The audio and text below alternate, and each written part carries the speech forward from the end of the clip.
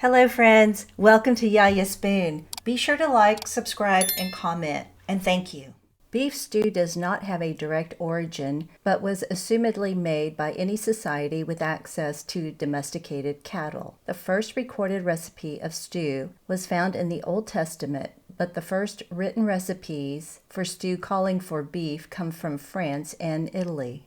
The recipes from Italy resemble foods more like meat sauces served over pasta, while those from France incorporate interesting nuances, such as the many wines for which the country is known. However, most of the time, beef stew evokes a specific image of slow-cooked chunks of savory beef and root veggies. Many of us have fond memories of being served a warm bowl of beef stew. The aromas, the taste and texture, the warmth, the occasion, the people. Hey everybody, welcome. So this is soup season and today is a lazy Sunday in my household. We've got the chill vibe going on. I have plans to just relax, which we all deserve to relax. So besides, for me, cooking is relaxing actually, especially when I'm able to go and cozy up to a nice hot crackling fire in the background with my favorite movie going, holiday movie, or of course football game. Go boys. This is a recipe that will there's some prep. Okay, there's prep.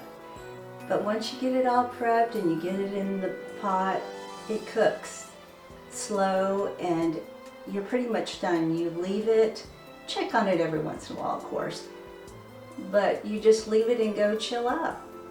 So that's what we're doing today. We're gonna have a cozy vibe, we're cooking, relaxed. I've got my pajamas on.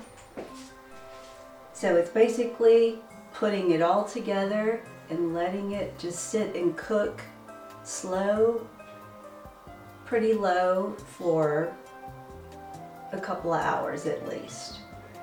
And I will reveal to you how long it took. We have our ingredients here. They'll be listed below as well, of course, for measurements. But I'm making a beef stew, so usually in the past I would buy the meat already cubed by the butcher. Of course it saved on time, but then I was experimenting and thought, why not just buy a chuck roast and just cube it myself?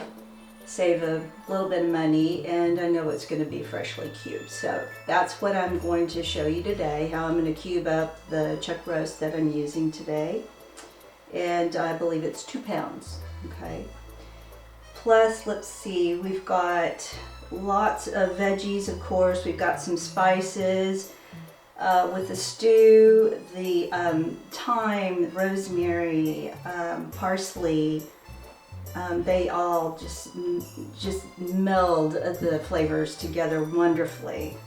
Of course, we've also got our potatoes. Another good thing you could do is maybe leave out potatoes if you don't want the potatoes and serve it with white rice, or do both. But today I'm just going to enjoy the soup. Oh, and a quick tip. As you're cutting your veggies for the recipe, you might want to have a handy bowl lined with trash bag so that you can throw your scraps as you go, and at the end just take the whole thing to your trash can or your recyclables. So let's have some fun, relax, and get to cooking.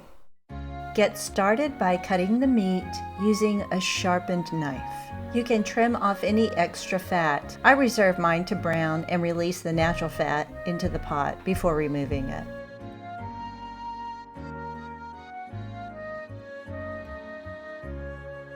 Take your time with this step and be careful, watch your fingers.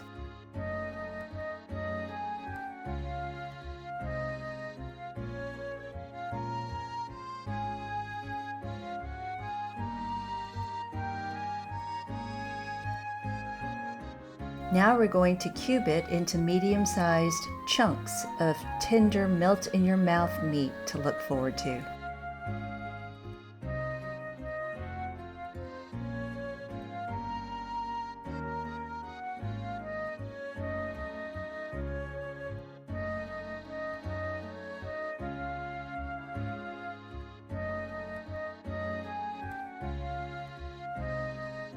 Salt the meat.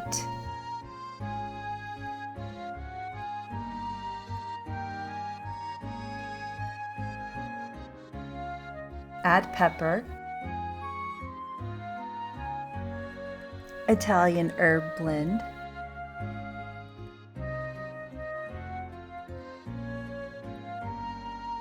toss the meat to distribute the spices.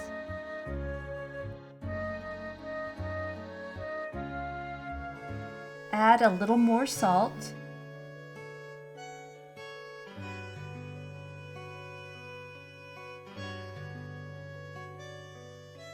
And a little more pepper. Add the flour and continue tossing.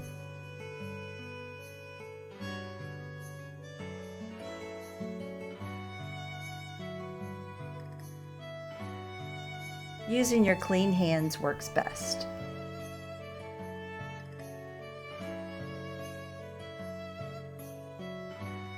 Add olive oil to a heated pan on medium heat.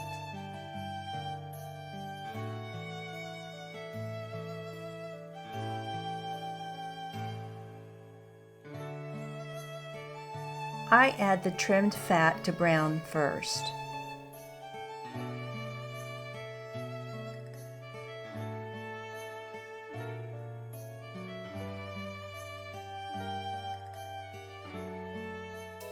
Then I remove it. Now I'm ready to brown the meat.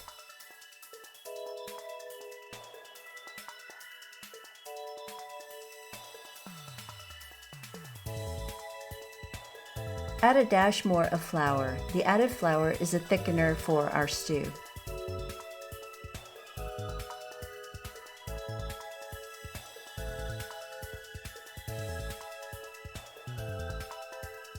Add the chopped onion, celery, garlic,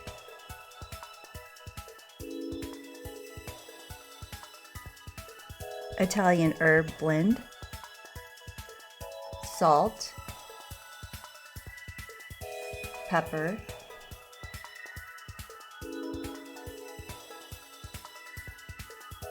carrots,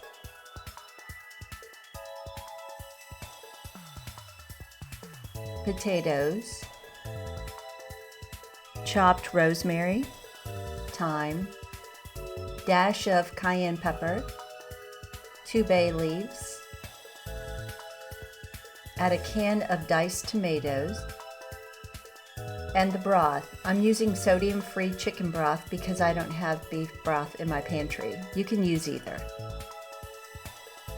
This is my favorite part, relaxing in front of the ball game while the soup is cooking low and slow in the background.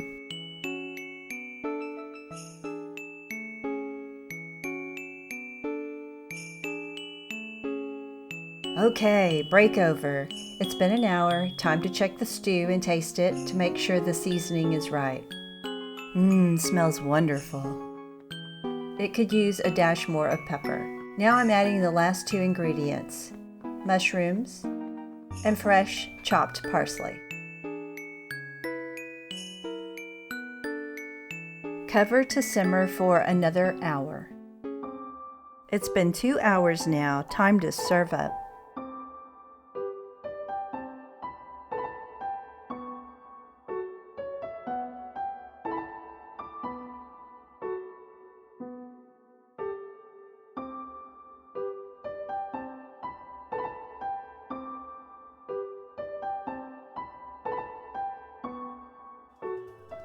It took about 2 hours to slow cook this on the stovetop.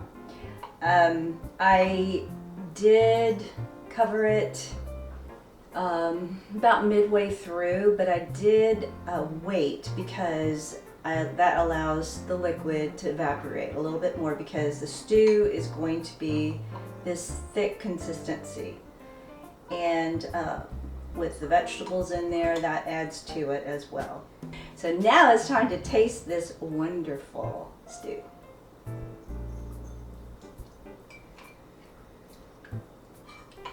Oh man, tender.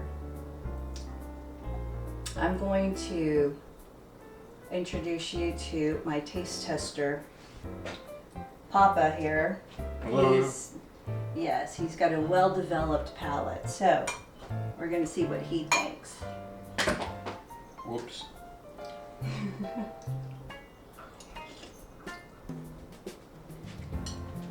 Oh wow. And the mushrooms Oh yeah, the mushrooms. If you don't like them, leave them out. really came across really good. That's good. That's Gotta taste awesome. this. Mmm. Mm. Adding a nice artisan bread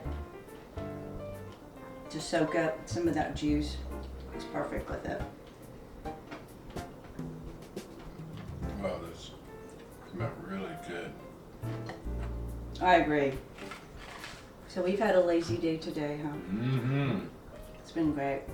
Cowboys are ahead so far. Thank you for stopping by. I hope you like the recipe.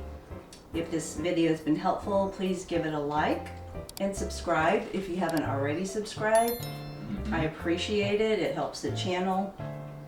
Share the recipe with someone else who'd like to also learn how to make it. You got this, and God bless.